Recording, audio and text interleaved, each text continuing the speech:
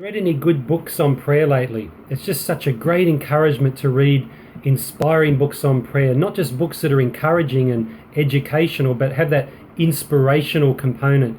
And God has really blessed the body of Christ by raising up people who've been men and women of prayer, and then written books that can educate and inspire the rest of us. And I just want to recommend a few books that have personally been a blessing to me. And of course, we've all got a long way to go in the ministry of prayer and intercession.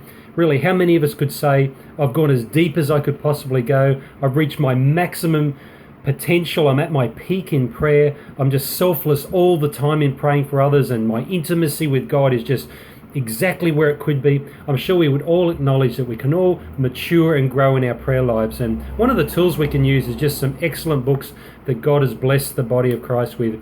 And I'm sure many of you watching this have your own favorites, and I just want to recommend a few I've personally found to be a blessing. Don't just stand there, pray something. An excellent, practical, easy to read book by Ron Dunn. Easy to read, but it doesn't mean it's not deep. This is a really excellent book, and one of the first I would recommend to young Christians on prayer. The next one is more of a story, Fresh Wind, Fresh Fire, the story of the Brooklyn Tabernacle Church. A number of years ago in Sydney, in our church, we went through the book of Acts, and we encourage everyone to read a copy of this book because it's just encouraging to see God answering prayer today. A small, struggling church grew to a thriving church of 6,000 with a thriving Tuesday night prayer meeting. And that's a great read by Pastor Jim Cymbala. This is an old one and a classic.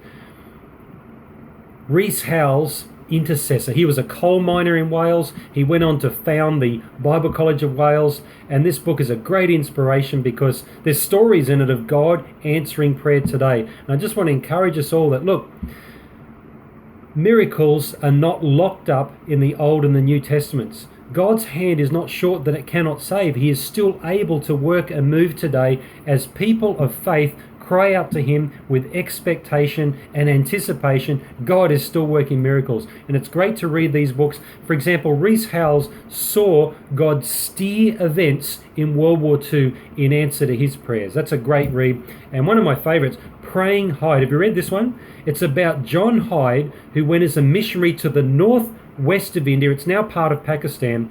Earlier in his career, he seemed quite unremarkable. There was no signs he was going to go on to be an outstanding man of prayer, but he did. He got down to intercession, and God used him in a tremendous way. And that's certainly an excellent biography I would recommend. May God help us all to go deeper, longer, further, wider, higher in prayer, because we've all got the potential to really develop more. And just to remember that praying itself is not simply a means to an end. Just spending that time with God, with our Father, is itself a wonderful delight.